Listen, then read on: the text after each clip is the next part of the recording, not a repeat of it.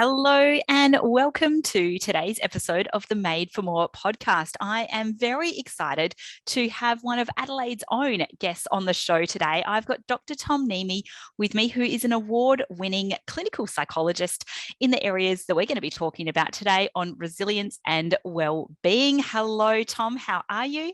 I'm great, Ali. It's good to see you. It is good to see you as well. So I'm not sure if you remember, in fact, you may not, but I saw you from stage at the Wellfest Festival here in Adelaide late last year. And I absolutely loved your talk on well-being for all of the corporate and business leaders that were there in the audience, and couldn't wait to have you on the show. So thank you very much. No, I remember that day. I was in at the town hall in Adelaide, and we had a great group. So I do remember meeting you, Ali, and I'm thrilled that you asked me to be on the podcast. I was waiting for your call. Oh, were you really? Oh, stop it. Stop it. Anyway, now that we've got the flattery over and done with, I'll slip you that 20 later. Tell me a little bit around where you've come from and where you're going. Yes, well, I'm Adelaide born and bred, but I think, I'm proud to have a bit of a global footprint, in the sense that my organisation, Healthy Minds, has come a very long way since it started as an idea over 10 years ago. But before that, I'm one of triplets. I've got two brothers the same age, which is a little bit strange, but it's normal for me. We look very different and are very different. But so that was part of my upbringing. I didn't want to be a psychologist. I wanted to be a racing car driver, believe it or not. That didn't work out. Right. So I became a psychologist, and then really ended up where I'm now, which is as a preventive psychologist. Although, as you might recall, Ali, that's not an official job title. It's just one I made up. But it absolutely fits the work that we do, because while I trained as a clinical psychologist, all of our work at Healthy Minds is about preventing things like anxiety, depression, eating disorders, and all those other things that occur in between. I love that. And I think prevention is definitely better than the cure. And I think, bring it on. I think maybe you're just a little bit ahead of your time with your preventive psychologist. You should coin that, because that will become no doubt become a role and a career for many young people. Should trademark it, shouldn't I? You should definitely trademark it for sure. So yes, I love the work that you do. And I think what's really interesting is, as all things do, start from a little idea. From small things, little things grow. But you've been talking about well-being, you've been researching well-being, understanding it at that much deeper level before well-being was a hashtag, before there was a global pandemic, before corporates were rolling out well-being as part of their strategy and corporate plans. So what made you get into, what was the little idea? What sparked it when you went, you know what, I think well-being is important, and I think preventative psychology is a thing that I should investigate? It really developed quite naturally out of observations that I was making in therapy sessions with clients. So, for many years, my work probably fits the stereotype of a psychologist at work pretty well. I've got a big leather couch, worked with people of all ages regarding their problems, things they were struggling with their mental health. And it occurred to me that I've got probably a pretty good toolkit that for many people really helps them. And so this was a toolkit of skills that I would teach in the course of therapy. And they seem to help many people. And I found myself repeating these core ideas over and over with my clients. And eventually I started noticing that I'd be sitting with a client, sometimes they'd be in distress, and I'd have this intrusive thought kind of interrupt my stream of consciousness. And the thought was, what would have happened for this person if they already knew the skills that you're about to teach them? Yes. Would they have ended up here? So it bugged me, to be honest, because it was distracting me. And I thought, well, yeah, what about all the people who don't end up on a therapist's couch? Yep. But yet their lives, like for many of us, are characterized, at least periodically, by emotional challenges, psychological challenges. How would we get this knowledge out to them? And so it was more like, how do we disseminate a toolkit that seems to be really useful and that in a way, psychological knowledge is underutilized. Yeah. It's not often part of our broader consciousness. And in fact, a lot of people have very stereotyped thinking around mental health that is actually based on a lot of myths and often a lot of misinformation. Yeah. So it was all then, it just started to pick up steam in my own head initially that maybe we could create psychological immunization. And so you're right, this was before a COVID pandemic, but of course that's on our radar now, isn't it? We're dealing with a biological pathogen and we take a vaccine for that. Yeah. But what if we could teach people a skill set so we have a non-drug immunization against these common psychological problems? Now, part of what unfolded then when I made the decision to scale back my private practice and commit myself to a 4-year research program at Flinders University was that not only could we test it in a very scientific way, which not many people have done, and that's because it's hard work and it takes a long time and you need lots of people, and it doesn't often pay dividends, at least not in the short term. But we started to then see what are the ingredients to making someone very mentally healthy. So this was kind of the natural extension of that. Yeah. And that's when, and I'm sure your leaders in your audience would be very interested, that's where you start tapping into high performance. Yes, I love it.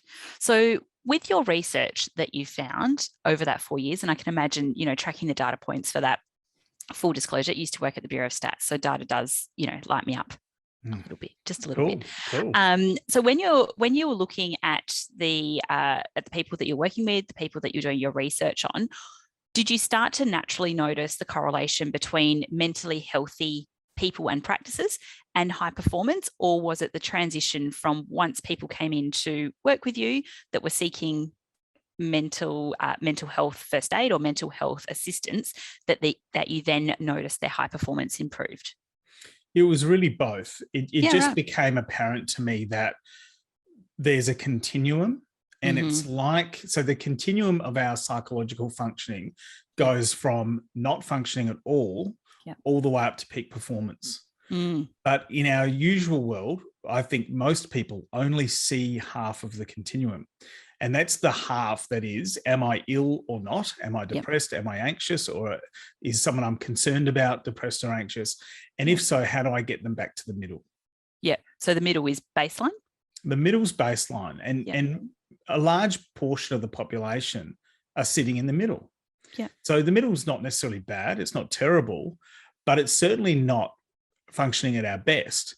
So if you contrast this with our the way we regard physical functioning, we accept that we've got illness and injury at one end, and at the other end, we've got athletes. Yep. But psychologically, from a mental health point of view, we don't often consider that there's that other half. Yes. It is about being very mentally healthy. So we have a full range of functioning, but for most people in the world, I think we only see the left half, the lower half. Yeah. And so this is a big part of how we've seen a shift from well-being, and let's just say in the corporate space, for example, has gone from being something that people thought, oh, gee, we should do something, to now the people who are the real leaders in this field are saying, not only should we do something, but it is absolutely essential, and it is a core part of our business practice, because you cannot separate your human workforce's functioning from their well-being. Yeah. Isn't that an interesting phenomenon? But makes so much sense. But for how many years did we used to separate work life and home life? And, you walk through the door or the threshold and therefore you leave your junk at home or leave it at the door. Is that what they used to say? Leave your backpack at the door? Whereas we know these days that can't happen. And even more so now when most people are working from either a shared space or a space from home where we are literally immersed in amongst it. So you mentioned earlier around some of the myths surrounding mental health, and I think it's wonderful now that there's a light shining on mental health, and I think it's at the forefront of many organisations' minds, at the forefront of many leaders' minds. But I still think it's one of those things where people know they need to be aware of it, but then the next step under that, they're not as sure. So what are some of the myths that you are aware of that you come across as well around mental health? Yeah, there's so many. One of the big myths is around stress. And the myth that still pervades our society is that stress is inherently harmful or bad. Ah, interesting. And it's not. In fact, mild to moderate stress is really good. It's really good if it's short term and if it's punctuated by periods of rest. But, let me use my working week as an example. On the weekend, I really like to chill out if I can. Yep. I like to just go where my interests take me and spend time resting and just doing it, switching off completely. But in my working week, I want a bit of stress and pressure. Yep. I want my calendar to have just the right amount of demands on me that I'm not going to procrastinate, that I'm going to be alert, I'm going to be focused. And when I'm working, I'm efficient when I'm working. So this is, if you look into the theory of stress and performance, this is known as the Yerkes-Dodson law. And the Yerkes-Dodson law says that on most tasks that you do, you're going to perform better if you've got a moderate level of stress than if you've got no stress at all. So this completely debunks the assumption that we need a stress-free life. I love it. Now, we don't want chronic stress, and we don't want it to be, we don't experience traumatic stress, and we don't want to be consistently overstressed. And that's the point at which our functioning is impaired by stress. So that's the inverted U. We go from low performance, really calm, to the middle ground where we're at our peak, and then too much stress is no good either. Yep. But that's a massive myth. And in fact, people's relationship to discomfort generally is a really interesting thing. If people are, I think a lot of leaders, those who are willing to experience discomfort, and let's just think about that in terms of things like nervousness, butterflies in the tummy, uncertainty, doubt, all of those things that we know we're going to experience when we're at the threshold of doing something bold or new or different. So your willingness to sit in that space unlocks your potential. Yes. Because if you are one of the breed of leaders who are of the view that I must always be calm and in control, I should focus on, use my strengths and just let the rest of it sit and go with what's familiar. Well, that might look like high performance, but it's going to be less than it could have been. Because we don't expand our repertoire as humans if we're not challenged. Yeah, you're singing to the converted.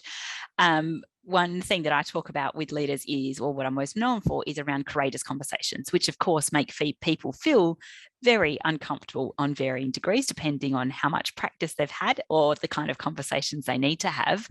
And you've just hit the nail on the head here, is the ones that are recognize that it needs to happen are the ones that end up performing really well as leaders, are the most highly regarded, are the ones that have highly performing teams, highly engaged teams.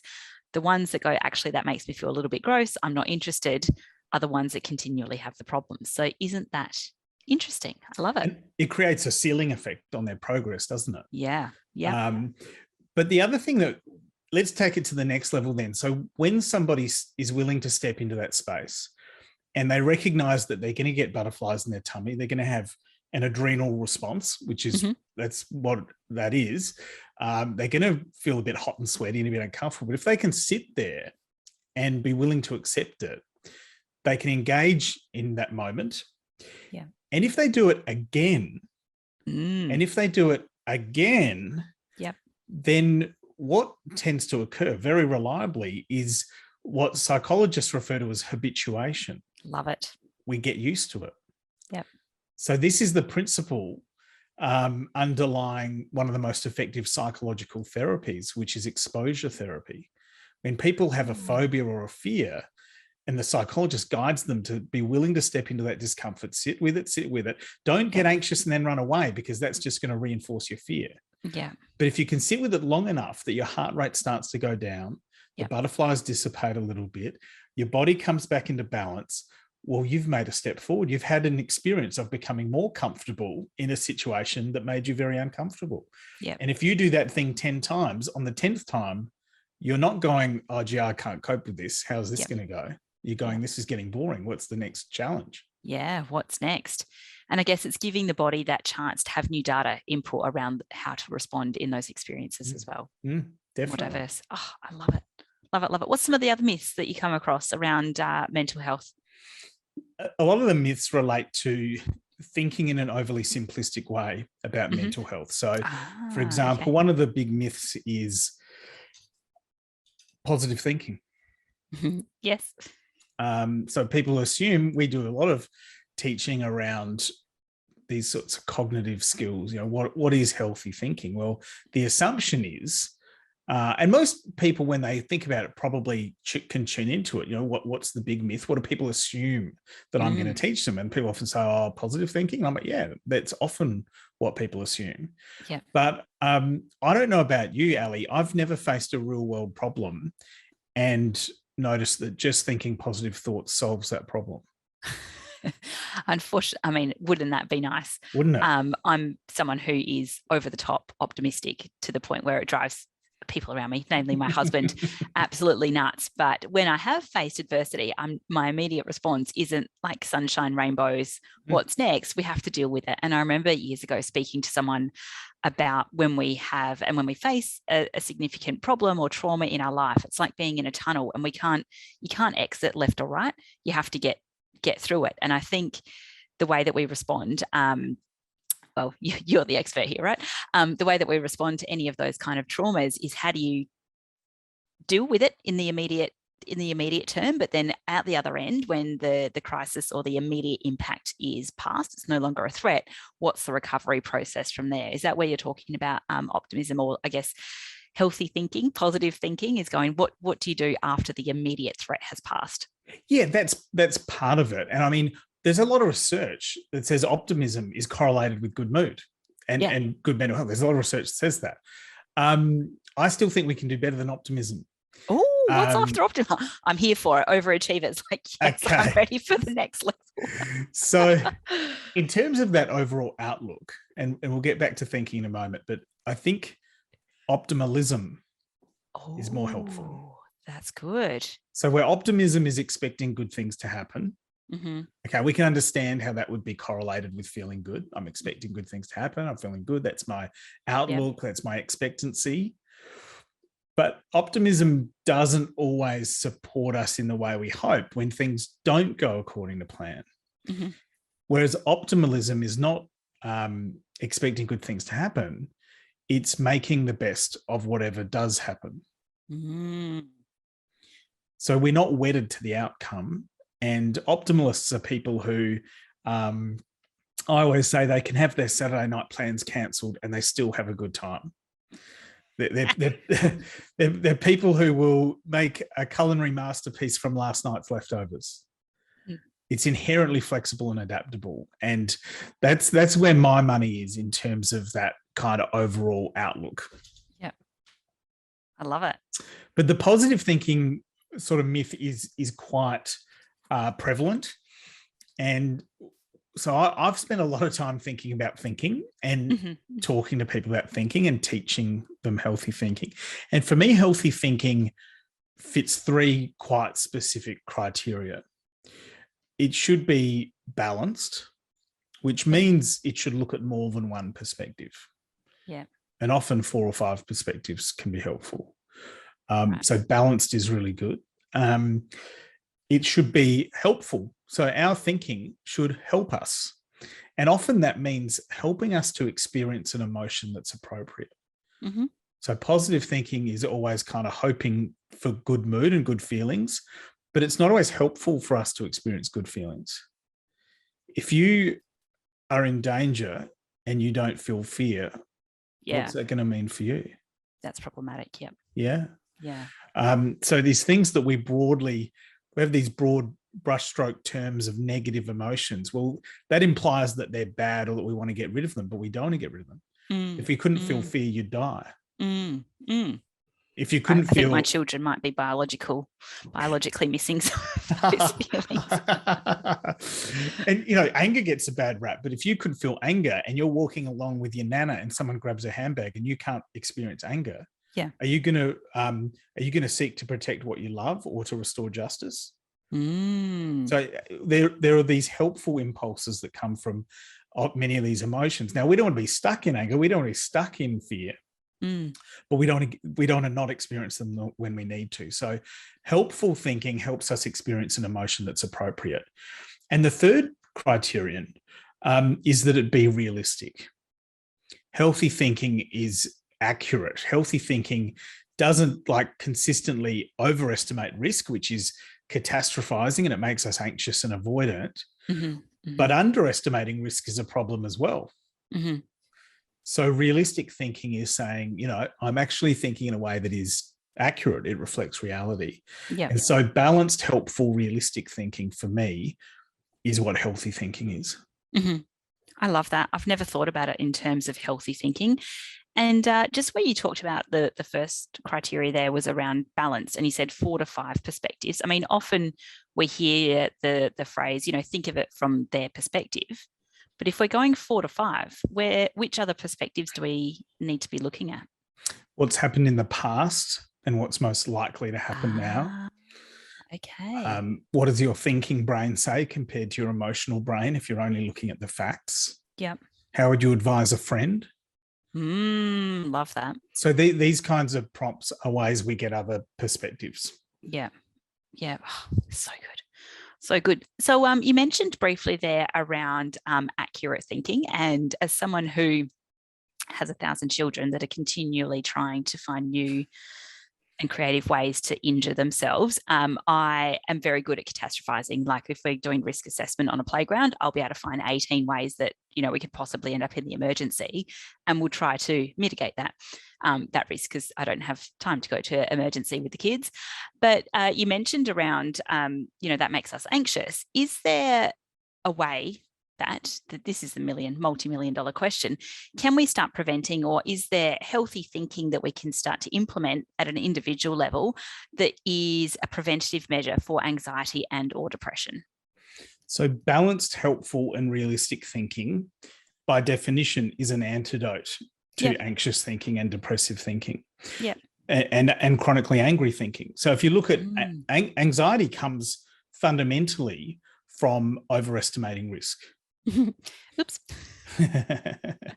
So, and we can't mitigate all risk, or we wouldn't leave the house, right? So bad things do happen sometimes. Accidents do happen. But we all have to find that level of risk that we're comfortable with. And the good news about letting your kids have that little bit of space to take risks is that if they injure themselves on a playground and they realize, wow, I pushed it pretty far then. Yeah, that's very inconvenient to spend 6 hours in A&E. But what about the learning experience for your child? So, and the thing here that is quite we've got to think, there's short-term emotions in kids, and we're often driven by that. I want them to feel comfortable, happy, calm, whatever. Yeah. But there's long-term learning. And often we go for short-term emotions at the expense of what's more helpful for someone to learn in the long term. And so I always think, if my son, I'm sometimes at odds with my wife over this, because my son's 5 and I'll let him take a few more risks than she will. And my rationale is, he could hurt himself, and I don't want him to hurt himself. But in this relatively controlled environment, he's going to learn something about his limits. I'd rather he learn that at 5, 7, 10 than at 17 and a half in a car. Yes. Excellent point you make there. I'll have to reevaluate my playground assessment. Be like, also clear the calendar. So what are you noticing now has been a trend for within the corporate space with the leaders that you're working with? What are some of the insights that you can share around high performance that have been absolute game changers in terms of healthy thinking or well-being for that cohort, where we want to, lift and elevate performance of leaders and teams and organizations? One of the biggest insights that a lot of leaders connect with, but perhaps haven't thought of before, and we now routinely say this to all of our Healthy Minds clients, is if you accept that well-being and work performance go hand in hand, then why would you do a performance review with your staff without also doing a wellbeing review? I love And that. we foresee that ultimately wellbeing reviews will become a routine part of management practice. Now, it might not be the way you think of it is going to be, because it's not really your manager reviewing your well-being. It's actually, the way we teach it is they're facilitating you doing a review of your own well-being. Yeah, right. So and we do this in my company. So we're a small team. We work really well together. We know each other pretty well. So the first thing on our quarterly business meetings is the well-being review. Yeah. And we will, someone will stand up and draw the well-being wheel on the whiteboard, and we review those 6 well-being factors from the well-being wheel. And we literally give ourselves a rating out of 10. We say, okay, this is where I'm at for this is where I'm at for that. Yep. And here's my plan. And we don't expect that we're going to be 10 out of 10. I don't think that's realistic, but I always aim to be a 7 out of 10 as a minimum, if I can. And if I can be a 7 out of 10 around the whole wheel, that's a really good foundation for my mental health. I sort of use the term well-being as like a holistic view of what mental health is, because mental health isn't just your mind, right? It's also to do with your sleep, your body, your exercise, your relationships, your values, all of those things. And so I think well-being reviews is a game changer. And a lot of leaders and, some of our larger corporates, some of their most strident leaders are now saying, well, yeah, we're going to incorporate this in what we do. Yeah. And it means that if there's an issue, they know about it and they can support their staff sooner. It prevents the things that the bean counters always look at, like absenteeism and productivity and output and staff turnover. It has a direct link to that. So wellbeing reviews has been a big one. Yeah, I love that. So just for anyone who's wondering about the wellbeing wheel, they can download a copy of that from the website. So I'll put the links in the show notes as well. But are you able to cover off, you mentioned there's the 6 areas. Are you able to cover off on those 6? We'll just do the highlight reel. Sure. So in no particular order, primary relationships. So any relationship that's significant, and that includes work relationships. If they're encouraging and healthy and supportive, it's good for your well-being. And if they're not, it detracts from it. And love it. Connectedness in the workplace, for example, your sense of belonging and being understood, that's reflected in your primary relationship score. The next segment is about biological needs and bodily health. And this is another one of those big myths that your physical health is separate to your mental health, and it's actually not. Because if you don't get enough sleep and you're dehydrated and you're hungry and you're in pain, you're not going to function very well psychologically. So diet, hydration, sleep, all of that kind of stuff is part of the second factor. The third one is exercise, which reliably releases endorphins and make you feel better. It's nature's antidepressant. The fourth segment is psychological skills, which is what our work is really based around. That's our expertise, the psychological skills, so the healthy thinking stuff, and a bunch of other skills that come under that. And then we have 2 more segments that often the ones people are a little bit surprised about. So one we call the balance segment. And the balance segment is about having fun for fun's sake, having interests outside of work, having a social life. And you'd be surprised at how much scientific evidence there is behind this. Really important. And then finally, it's what I call the big picture segment, which is about the big picture of your life. Why am I here? What's my purpose? How do I derive meaning from what I do day to day? And each of these has good scientific evidence behind it. That's why we included it. And, having a sense of purpose means you're likely to live longer than someone who doesn't. So good. So it's not insignificant. No, when I saw you speak and you had this up on a slide and you said fun for fun's sake, and I'm a big seeker of joy. One of our guiding principles at Made for More is joy. And I loved that joy and fun normally fall into a similar bucket. So tell me a little bit more around fun for fun's sake, because I think as adults, what I notice is we don't want to have too much fun. Like it's a little like you don't want to have too much fun or be too funny. But what does the data say? What does the research tell us about fun for fun's sake?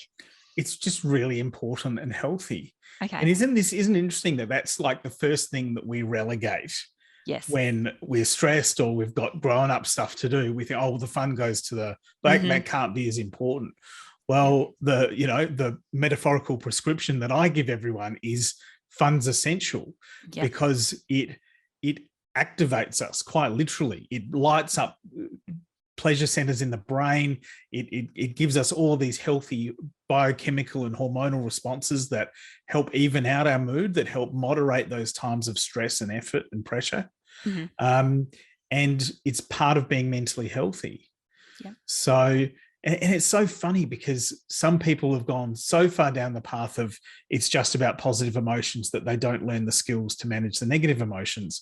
But then some people just think of psychology as dealing with the negative emotions, but not generating the positive emotions. The answer is we need both. And that's where the fun comes into it. So, when people are depressed, one of the strategies psychologists have is sometimes referred to as behavioural activation. It's literally getting them to have experiences that cause them to feel good, and just the natural reinforcement of that. It rewards taking action, and it gets people on this virtuous cycle of being active, being engaged in the world, and feeling good because they are. So, which is the opposite of depression. Depression is defined by inactivity and withdrawal, and there's an inertia with that. I just feel stuck. So, so many of these things, if we look at both sides of the coin, we can understand the pathology, but we can also understand the healthy half. Right. So what's your go-to when you need a quick dose of fun for fun's sake? What do you do?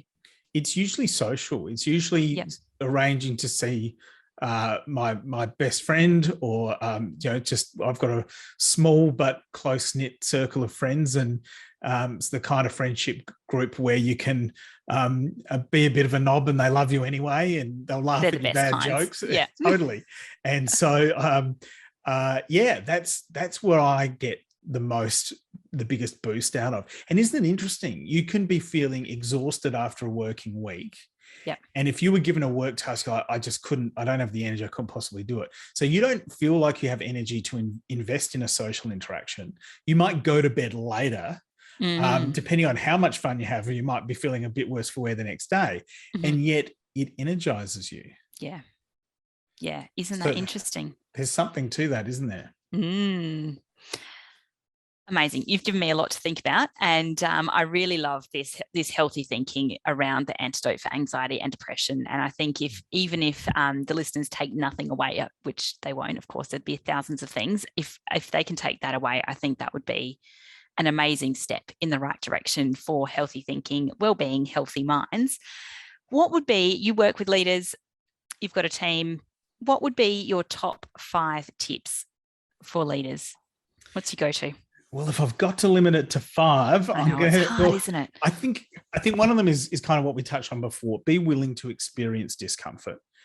This unlocks potential. It gives you more options. It broadens your horizon.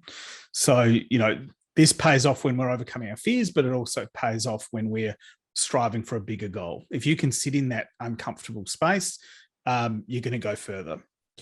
So number 4 in my top 5 would be to realize that perfectionism is an ironic process.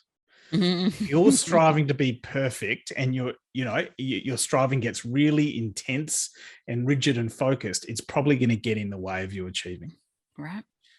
So that'd be my number 4. Number 3 is that I think one trusting and trusted advisor is worth 10 micromanagers. Ooh, good one. So, leaders can inadvertently foster dependence by being over-involved in their team.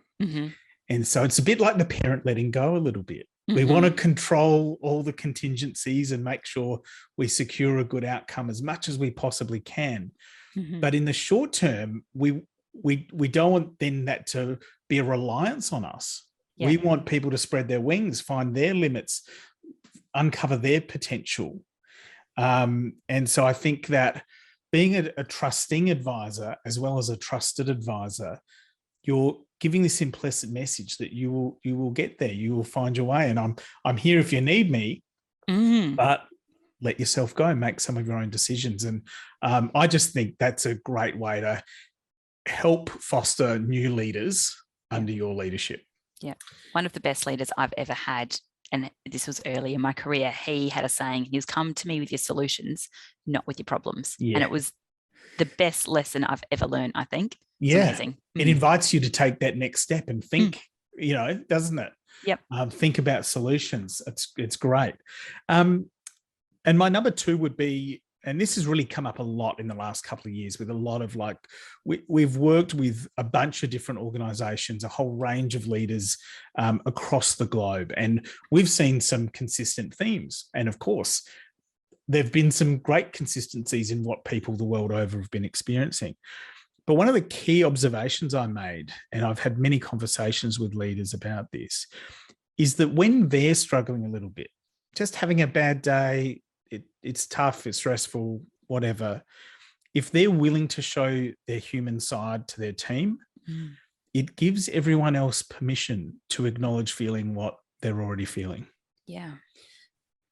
And it opens the door to help seeking if someone wants to reach out to a leader. And so some of the more junior leaders, I think, and maybe I don't want to tar everyone with this brush, but I think some of the more junior leaders were still very invested in impression management.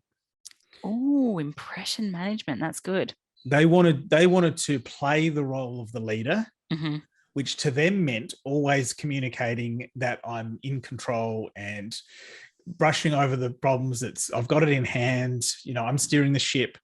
Yep. Whereas I've found on balance, I've seen more benefit to those leaders who said, actually, this is pretty shit. And it's a hot mess. I've got no idea what's going on. I've struggled with this. This is really tough, or I've needed to reach out for help for something. And those who did that, it was like this relief, this visceral kind of exhale from their team saying, yeah, well, it is tough, isn't it? And we're struggling too. And all of a sudden it opened up these conversations. And my number 1 tip is to always remember that well-being isn't separate to your core business. It's inherent to it. It's intrinsic in the functioning of your business. That is so good. I love it. And I like that you did the countdown as well. Excellent. Thank you so much for coming on and chatting today about wellbeing. I have got some work to do with my team as well around, I think, having a look at that wellbeing wheel as part of the assessment is really important to incorporate both sides of both the physical and mental, and also then what's happening on the balance sheet too is amazing. So if people would like to find out more about you, I think you mentioned you've got a great download for some of our corporate leaders. Where can they find that, and what's the handles, or where do they tag you? All of those places. I think people can visit our website at healthymindsprogram.com, and I think it's currently under the news section of the website. We need to rejig the website, but you'll find something called the Ultimate Corporate Wellbeing Playbook, which is something my business partner Nick Lee and I put together because we wanted to support leaders in thinking about the big picture and the long term, not looking at just which fire do I need to put out or which workshop should I run, but what does a preventive mental health strategy look like?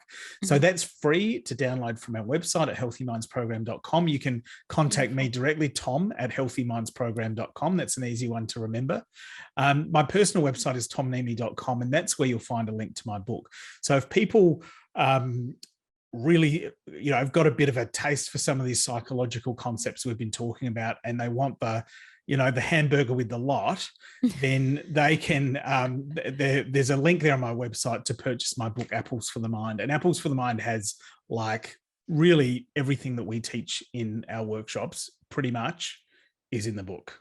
Is that a play on an apple a day keeps the doctor away? It is. Love it. Very clever. Thank you so much, Tom. I'll pop all of the links into the show notes. And if you loved what you heard today, and I'm sure that you did, be sure to reach out to Tom and tag this on socials as well as you're listening or watching. Have an amazing time. Thanks again, Tom. Thanks, Ali. Bye for now.